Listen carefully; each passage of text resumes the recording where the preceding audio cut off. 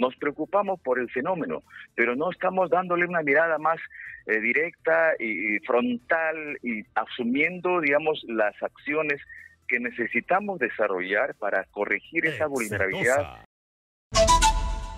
Esta semana, la NOAA, que es la Agencia Nacional Oceánica y Atmosférica de los Estados Unidos, daba cuenta de lo que es el fenómeno del Niño, que ya está en pleno desarrollo, es decir, que las aguas del mar se han calentado, no solamente aquí en el Pacífico, sino en otras latitudes, y que esto va a generar serios problemas para diferentes países. Entiendo yo que la NOAA decía que el Niño iba a impactar en principio a las costas de Australia, y ahí se iban a presentar una serie de cambios climatológicos relacionados con, por ejemplo, la falta de lluvias, ¿no? Incendios forestales, entre otras cosas más. Impacto directo a sus sectores productivos. Y aquí en el Perú, ¿cómo estamos? Entiendo yo de que tenemos un aproximado de 5 meses, porque el Niño va a ir escalando, ¿no?, de manera gradual.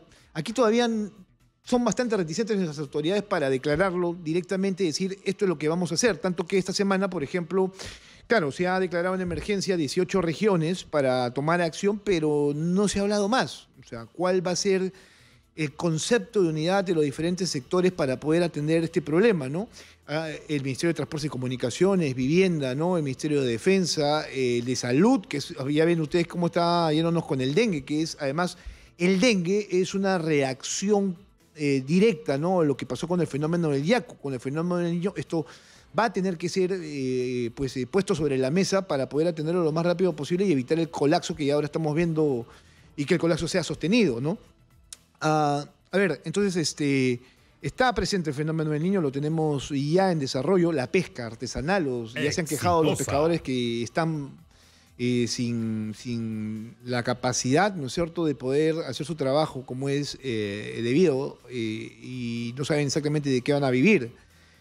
Han habido oleajes anómalos durante estos días, ¿no? Y además los oleajes anómalos, miren ustedes, no solamente afectan la pesca, ¿no?, que es importante para la economía peruana, que suma además al PBI, al crecimiento tan esperado que buscamos todos, sino que también afecta el suministro de combustible en el país. O sea, acá en Lima, si hay oleajes anómalos, no llega el gas a donde debe llegar, y entonces estamos con los taxistas haciendo cola por GLP. ¿O usted, qué taxista, no se ha dado cuenta de eso? Bueno, todo esto tiene un impacto general. El tema climatológico, yo creo que en este país, en el Perú, no se ha tratado como es debido. Creo que no se habla del calentamiento global, que la gente no entiende de qué se trata el problema.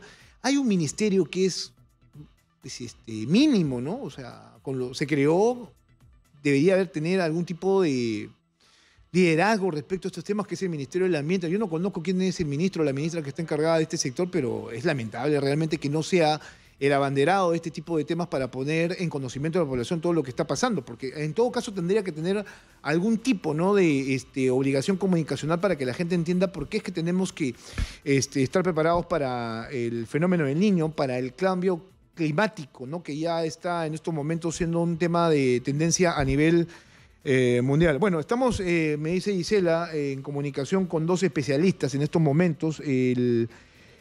El señor Ricardo Boll, que es geógrafo de la Universidad Católica. ¿Cómo está, Ricardo? Muy buenos días, bienvenido. Muy buenos días, muchas gracias por la invitación. Bien, gracias. También está Juvenal Medina, representante del Centro de Estudios y Prevención de Desastres, el PREDES. Señores, ¿cómo están? Muy buenos días. ¿Cómo está, Juvenal? Muy buenos días. Gracias, Jesús, por la oportunidad de hablar de este tema tan importante. Bueno, un saludo para Ricardo. Para ambos, ¿no? No sé si me escucharon ustedes hablar y decir que este es un tema que es muy poco conocido en el país, que a las autoridades les importa trasladar este tipo de mensajes a la ciudadanía. Es algo mínimo en realidad, que es el calentamiento global, ¿no? O sea, dejémonos por un momento el fenómeno del Niño, pero el calentamiento global es básicamente lo que está generando que los problemas climáticos no sean tal vez cada vez más impredecibles en cuanto a su desarrollo, ¿no? Entonces estamos viendo una alteración del fenómeno del Niño a propósito justamente del calentamiento de la atmósfera como la conocemos. Aquí, por ejemplo, se crean ministerios, se crean leyes, ¿no? Hablaba del Ministerio del Ambiente, y leyes, por ejemplo, como el no uso de plásticos, ¿no? Pero la gente sigue utilizando plásticos, y le importa un pepino, ¿no?, tirar los plásticos, y ahí están los plásticos, son los que menos se degradan como uno quisiera, y ahí hay un alto nivel de responsabilidad por parte de las autoridades, que la gente tenga cultura y conocimiento de estos fenómenos. ¿O me estoy equivocando, Ricardo? ¿Cómo lo ves? No, para nada, ¿no? Yo creo que sí, ciertamente hay dos temas importantes que has tratado, ¿no? Primero, un poco la tibieza del Perú frente a procesos globales, en vez de estar liderando estos procesos en el mundo vinculados a la conservación del ambiente, a la adaptación al cambio climático y al estudio de estos procesos, porque no solamente digamos, la economía depende de los recursos naturales y de los procesos naturales que aseguran agua limpia, aire limpio, ¿no? Y incluso hoy día temperaturas más o menos normales, sino además, recordemos que nuestra subsistencia depende de estos procesos naturales, ¿no? Y el otro tema es lo poco que investigamos. Exitosa. Yo creo que tenemos que todavía invertir en investigación, en desarrollo. En el Perú no hay muchos centros de investigación, como PREDES, por ejemplo, o Practical Action, ¿no? Que también tiene una larga tradición en el Perú. Yo quiero recordar que, aprovechando que está aquí Juvenal, que Andrew Masley, quien fue muchos años director de la Oficina de Desastres en las Naciones Unidas, trabajó décadas en el Perú. Creó además, junto con Juvenal y otros más, toda una red latinoamericana de estudios en desastres, muy importante. Tenemos investigadores con una gran experiencia que lamentablemente no son convocados más que en desastres, cuando justamente la política debería ser incorporarlos, acudir a ellos y seguir creando nuevos investigadores en términos de prevención, ¿no es cierto? Lamentablemente siempre somos reactivos, es decir, cuando ya estamos tarde, ¿no? La investigación, además, sobre estos procesos es muy importante, ¿no? Tenemos ciertamente algunos centros que además tienen mucho mérito en el Perú, ¿no? El CENAMI, tenemos el ICP, tenemos el Instituto del Mar del Perú, tenemos algunos centros importantes del Estado, pero que no es suficiente para la complejidad del país, ¿no? Todavía no entendemos bien la sierra, todavía no entendemos bien la selva, todavía pensamos que en el desierto no sucede nada, y casi no miramos al mar, ¿no? Fíjate, el gran desastre en el Perú está vinculado a los glaciares. Tenemos un instituto de alta montaña en Ancash, pero no tenemos uno en Cusco, no tenemos uno en Apurímac. O sea, tal vez deberíamos de pensar en entender mejor el Perú antes de actuar sobre el Perú, ¿no? Pero se pueden hacer en paralelo, ¿ah? No es que haya que escoger. Bueno, eso que dices a mí me es importante destacar. O sea, no conocemos el Perú como debiéramos conocerlo, porque este es un país que tiene diferentes tipos de climas y además tiene regiones muy marcadas que tienen determinado tipo de problemática. Entonces deberíamos tener un mayor conocimiento de nuestro país para saber cómo actuar ante determinada situación. Lo que no me queda claro es cómo han pasado los años y cómo es que hemos venido enfrentando problemas y no hemos asumido como una política de Estado este tipo de situaciones, ¿no? Que es saber cómo actuar ante determinados tipos de riesgos que se presentan a propósito del clima. Hablamos, por ejemplo, de los sismos solamente en determinado mes del año, ¿no? Pero luego nos importa un pepino. Como ciudadanos tampoco es que exigimos mucha información. Ahora, si viene un fenómeno del Niño anunciado, tenemos supuestamente, entre comillas, 5 meses de preparación, yo no sé cómo es que vamos a actuar. Ayer escuchaba a la señora Dina Boluarte no ser contundente, al menos en este tema, decir que simplemente se ha declarado en emergencia 18 regiones, pero ¿y qué más vamos a hacer? O sea, no... ¿Tú qué crees, Ricardo, que tendría que pasar? Bueno, primero ya estamos tarde, ¿no es cierto? Todavía hay cosas que se pueden hacer, ciertamente, ¿no? Algunas medidas de emergencia. Pero tenemos que, yo recomendaría dar un pasito atrás, ¿no? Y repensar las cosas. Por ejemplo, vamos a seguir construyendo ciudades como las estamos construyendo, porque el modelo que tenemos actual es el modelo de 1970, 1960, después del terremoto del 74, ¿no? Todavía tenemos una mirada muy limeña del país. Que las autoridades que toman decisiones en el país están en Lima, donde climáticamente no pasa nada, en primer lugar. Entonces, claro, nos acordamos, ¿no? de las regiones cuando aparecen las noticias, gracias a ustedes. Pero tenemos que entender que el país no es igual en el norte, en el centro, en el sur. En el Perú avanzas 50 kilómetros y te encuentras con otro ecosistema, con otra temperatura, con otros recursos. creo que también tenemos que reevaluar, ¿no? La reevaluación de nuestras infraestructuras son importantísimas, sobre todo aquellas claves. Por ejemplo, ¿cuántas veces vemos que llueve en el norte y además vemos hospitales inundados, que se le caen el techo, colegios cubiertos por huancos? O sea, yo creo que tenemos que hacer una verdadera revisión nacional de nuestras infraestructuras y asegurarlas, digamos, frente a cualquier tipo de desastre. Porque no solamente estamos hablando del fenómeno del Niño, ¿no? Por el relieve del Perú, por ejemplo, ahorita tenemos lluvias enormes en el norte y tenemos friaje en el sur, ¿no? Entonces, todo esto pasa al mismo tiempo. Tenemos que ser capaces de tener una mirada integral, una mirada compleja, y algo que tú también decías es esta negación. Aunque te parezca increíble, las ciencias sociales, y por eso se necesita una mirada multidisciplinaria, interdisciplinaria, también he estudiado esto. Porque desde la psicología, desde las ciencias sociales, sabemos que como sociedad, como personas, evitamos lo negativo, ¿no? Negamos lo negativo. O sea, la gente, tú comienzas a hablar de desastres y la gente te dice, no seas negativo, no seas tóxico, tú siempre pensando lo peor. Pero en desastres tenemos que pensar en lo peor, esperando lo mejor, ¿no? No podemos actuar de otra manera porque si no sucede lo que sucede, ¿no? Es decir, ¿a quién se le iba a ocurrir esto? Y ya está, ¿no? Y sí, hay gente a la que se le ocurre, entonces hay que llamarlos, ¿no? A los investigadores, a los técnicos.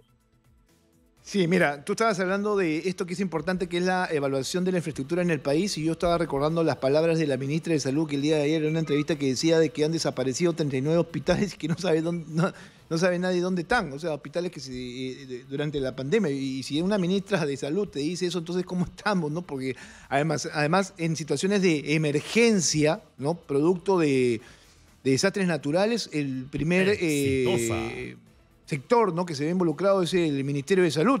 Juvenal, ¿cómo estás? Muy buenos días. ¿Cómo ves esto? Muy buenos días, Jesús. ¿Cómo ves esto?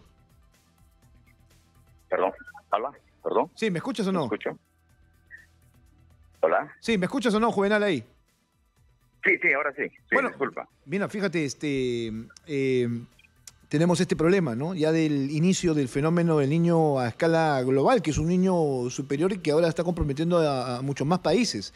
Entiendo yo que ellos se han tomado algún tipo de acciones para poder mitigar impactos, sobre todo en los países de mayor desarrollo. Sin embargo, a veces parece que no llega a alcanzar del todo. Sin embargo, ellos tienen ya acciones y capacidad de prevención. ¿Tú cómo ves el Perú? Según indican, tenemos 5 meses para poder tratar de mitigar cualquier tipo de impacto.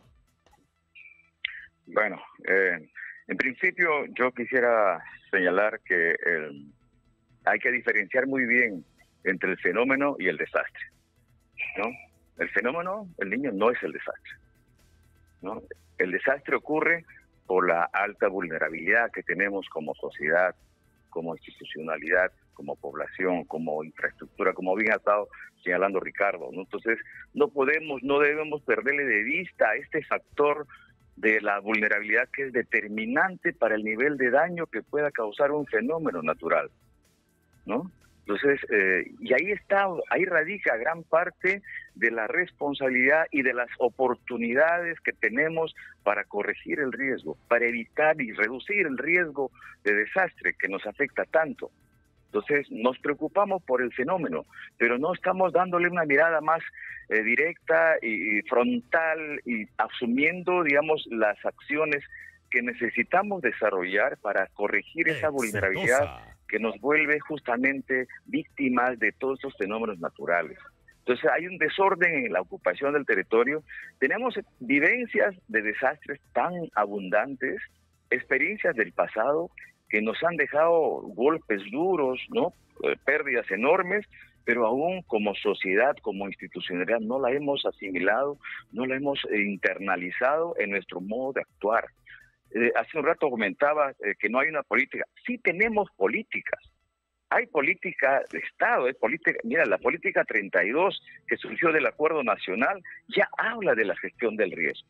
Luego, sobre esa base de la política nacional, cuando se crea el Sistema Nacional de Gestión del Riesgo de Desastre, que reemplaza al Sistema de Defensa Civil anterior, se crea también la Política Nacional de Gestión del Riesgo de Desastres, que entró en vigencia el 2012. Estuvo vigente hasta el 2021. Ahora tenemos una política nacional actualizada con un horizonte de tiempo que va al 2050. Entonces sí tenemos instrumentos técnicos, normativos, orientadores, lo que nos falta es asumirlos, ponerlos en práctica. Lamentablemente, toda la crisis política que vive nuestro país distrae tanto la atención y le damos más atención a esa crisis política y todo lo que concierne a la corrupción y todo eso, Claro, sí. que nos deja poco tiempo para actuar y centrar nuestra cabeza y nuestros recursos y hacer las cosas correctas que necesitamos llevarla a cabo para corregir la vulnerabilidad que nos vuelve víctimas de los fenómenos naturales, que en muchos casos son beneficiosos. El fenómeno del niño no solo trae cosas negativas, el fenómeno del niño también trae efectos positivos, que no hay que perderlo de vista. Entonces, no carguemos responsabilidad en el fenómeno natural, sino veamos que hay un factor importante que es la vulnerabilidad, que es donde podemos y debemos hacer mucho para estar en mejores condiciones, para afrontar el niño que ya tenemos al ciernes, pero también no solamente para actuar en estos meses próximos a la emergencia, que es muy corto para corregir todo lo grave que tenemos en cuanto a vulnerabilidad. Lo que nos ha dejado el Yaku es una situación muy, digamos, crítica, es una población lastimada, herida, que no ha logrado superar todavía los efectos del Yaku, y encima viene el niño. Entonces hay una situación crítica que, si bien es cierto, hay que prepararnos, hay que ver la forma de crear condiciones seguras en este corto plazo, pero probablemente es poco lo que podamos lograrlo. Entonces tenemos que también trabajar de manera más sostenida en la prevención. Juvenal, tú lo que dices es importante, y yo ahí sí me corrijo. Sí, hay leyes específicas, claro que sí, pero no hay quien las asuma. Ahí estamos completamente de acuerdo. Aquí las autoridades asumen que con rezar tenemos ya obviamente una solución, y eso no es así. Yo lo que quiero saber es qué tendría que pasar de aquí en adelante como para poder asumir posición, porque esto es transversal a todos los estamentos del Estado. Estamos hablando del Ejecutivo, el Congreso, ¿no es cierto? Además, los gobiernos locales, que son sumamente importantes para poder atender el problema. El asunto es que estábamos viendo esta semana de que hay declaratorias de emergencia. Bueno, ya se declara emergencia por absolutamente todo, pero no hay declaratorias de emergencia que sean sustanciales. Hay 18 regiones que están comprometidas, pero incluso se dice, bueno, atiendan el problema con sus propios presupuestos, cuando tendría que haber un presupuesto específico, ¿no? Que además sea este presupuesto pues administrado por algún tipo de grupo que se pueda crear, que vaya más allá, por ejemplo, del COEN, del ENFEN, de INDECI, no sé, que haya un mayor nivel de integración y que haya una bandera directa, alguien que asuma un liderazgo mucho más concreto y específico para justamente atender esto que se nos viene. Sí, efectivamente, tenemos un sistema que requiere fortalecer. Exitosa. ¿No? Necesitamos darle más peso a estas labores de prevención, de reducción del riesgo, dentro de lo que es la gestión del desarrollo mismo. Claro, pero... Entonces, hay recursos orientados a la planificación y gestión del desarrollo desde todos los 3 niveles de gobierno, que tendrían que poner énfasis a cómo ir en el marco de la gestión del desarrollo, corregir esa vulnerabilidad, hacer mejor las cosas, planificar bien para que no surjan nuevas poblaciones vulnerables. Como bien ha señalado Ricardo, hay que corregir esa vulnerabilidad de la infraestructura que tenemos, que es estratégico para el desarrollo, pero que va a lastimarse, va a dañarse cuando ocurren estos eventos. Entonces hay que trabajar fuerte en esa reducción de la vulnerabilidad, pero también paralelamente hay que ver la forma de crear condiciones seguras mínimas en las poblaciones expuestas a los efectos del niño. Entonces ahí hay que trabajar desde el nivel familiar, comunitario, pero también en instituciones que tienen responsabilidad en el desarrollo, tienen que orientar sus esfuerzos para poder crear esas condiciones mínimas de seguridad para que los efectos no sean tan severos. Pero no hay que descuidar lo otro, que es la planificación del desarrollo con un enfoque de prevención, ¿no? No solamente hacer cosas por hacer. Juvenal, ya que tenemos 5 meses, ¿qué es lo que así rápidamente tendríamos que empezar a atender como país? Descomatación de ríos, no sé, reubicación de pobladores que están en zonas de alto riesgo, o sea, lo inmediato, ¿no? Sí, habiéndose ya identificado los puntos críticos, todas las zonas sensibles a los efectos de estas lluvias y desbordes e inundaciones que se puedan dar, creemos que hay que ver la forma de proteger en parte la limpieza de cauces, por un lado, reforzamiento de riberas, ¿no? A nivel familiar, a nivel de zonas urbanas, implementar drenaje pluvial, que es importante, la protección de las viviendas, de los techos. O sea, hay acciones desde el nivel familiar hasta las obras más grandes. Entonces, tenemos que trabajar en varios frentes, ¿no? Entonces, todas en su respectivo nivel, y eso puede ayudarnos mucho y llevarnos a mejorar las condiciones de seguridad ante la emergencia, ¿no? Bien. Pero eso no es todo. Claro, eso en realidad no es todo, porque tiene que haber algún tipo de organización por parte del Estado, con miras a lo que viene más adelante. Ricardo, tú tendrías también comentarios al respecto. Sí, mira, lo que planteas es bien importante, ¿no? El liderazgo es necesario. Seguramente vamos a encontrar alcaldes o municipios muy bien organizados, pero esto no puede ser anecdótico, ¿no? Que un lugar, digamos, tenga un buen equipo, que haya hecho prevención. Se necesita liderazgo de arriba hacia abajo, lamentablemente. Ahora, debo decir que en el año 2017, con el fenómeno del Niño que tuvimos, cuando se crea el COEN, se convoca a investigadores, a técnicos, no solo del Perú, del mundo, ¿no? Comenzamos inmediatamente a tener contacto con centros de investigación que nos mandaban imágenes satélite, que nos compartían las metodologías, las técnicas, toda la información. Probablemente este fenómeno, ya declarado por la NOAA, que además es una preocupación ya en los Estados Unidos, porque como bien has dicho, va a haber efectos en Europa, en Asia, en África, en Estados Unidos, probablemente también sea una buena oportunidad para que los investigadores, los centros de investigación de las universidades, de los estados, vuelvan a retomar estos vínculos, y para el Perú es una verdadera oportunidad para volver a crear fortalezas institucionales. Esto en primer lugar. Por otro lado, tenemos planes, o sea, no solamente tenemos políticas, hay un plan nacional de gestión de riesgo, las regiones tienen planes, las provincias y los distritos, muchos de ellos tienen planes. Es cierto que algunos pueden estar desactualizados, pero todos los planes empiezan con un diagnóstico, o sea, sabemos dónde puede ocurrir un desastre, en primer lugar. Y además los planes vienen con acción. Entonces, lo que sucede es que tenemos que ver si esos planes se han cumplido, se están cumpliendo, y además nos dicen qué hacer. Entonces, es cierto que a ti o a mí se nos puede ocurrir, no, descolmatar un río es importantísimo, pero el desastre puede ir por otro lado.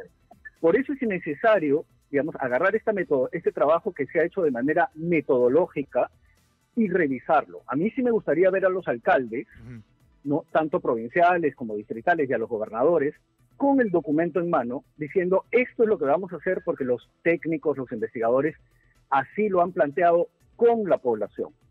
Y por último, creo que también hay que fortalecer equipos, porque lamentablemente muchas municipalidades hacen lo que pueden, pero esta vez tendremos que hacer un esfuerzo más grande para asegurarnos que los recursos humanos que contratemos también estén formados en temas de desastres.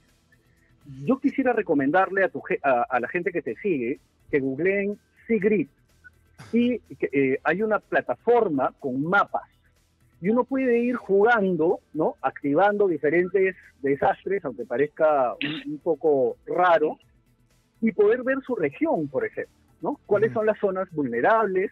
¿Cuáles son, por ejemplo, qué zonas son inundables? Y uno puede hacer clic y además ver dónde están los hospitales. Esos son los hospitales que van a ser afectados. ¿O dónde están los colegios? Pues ahí están los colegios que también podrían ser afectados. ¿Dónde están los centros poblados? Y así sucesivamente. Es decir, por ejemplo, para las próximas inversiones hay que tener cuidado con estos temas. Los alcaldes cuentan con estas informaciones y sus equipos también. Acudamos a la información que ya existe. Perfecto. No nos volvamos locos, ¿no? Diciendo ya que alguien haga algo, que creo que podría terminar hasta siendo peor, ¿no? Inversiones mal dirigidas, por ejemplo. Claro. Si hay información, acudamos a los especialistas.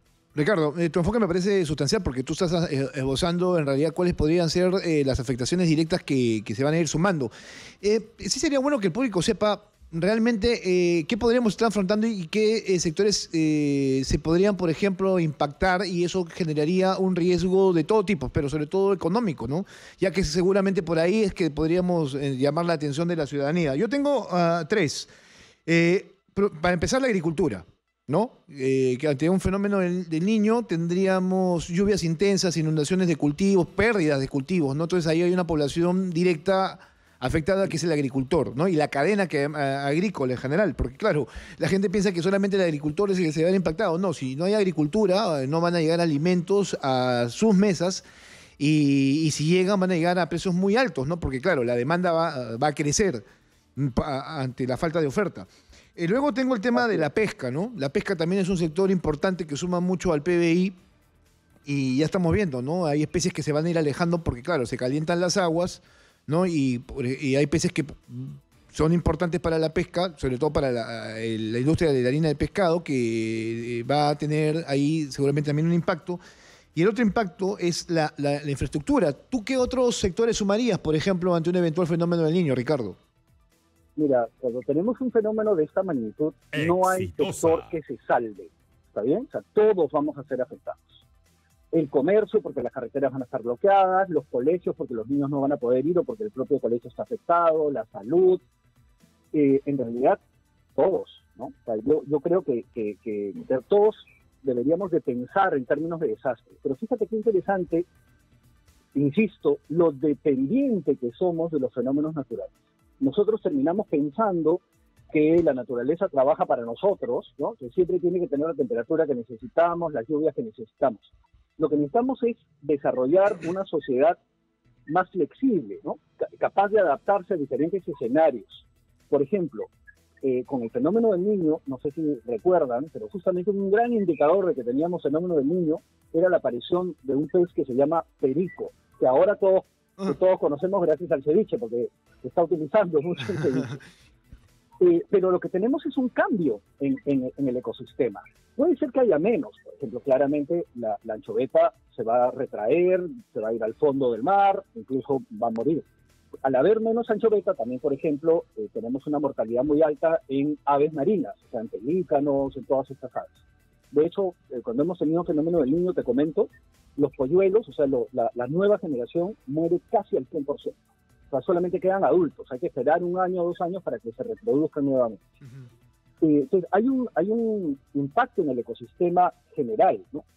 En términos de agricultura, no es solamente que haya inundaciones porque el río se sale. Como hay mucha agua, los canales se cargan y muchos canales no están en buen estado. Que los canales se destruyen y el problema es peor, no necesariamente cerca al río, ¿te das cuenta? Entonces, sí tenemos que hacer toda una evaluación, ¿no? Tranquila, calma, y decir, bueno, además, ¿qué hacemos? Pues, por ejemplo, las temperaturas y la precipitación es indispensable para la agricultura. ¡Exitosa! Tenemos que tener información de antemano, ¿no?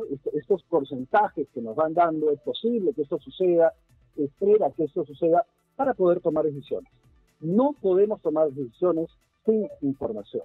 La información es vital y ciertamente tiene que llegar a todo el mundo para que todos los actores sepan qué hacer. Bien, Ricardo, muchas gracias. Juvenal, tengo un par de minutos, pero sí sería bueno escuchar exactamente qué es lo que va a recomendar PRES en las próximas semanas para poder atender o estar prevenidos ante lo que ya hemos anunciado, ¿no? Que es el fenómeno del Niño.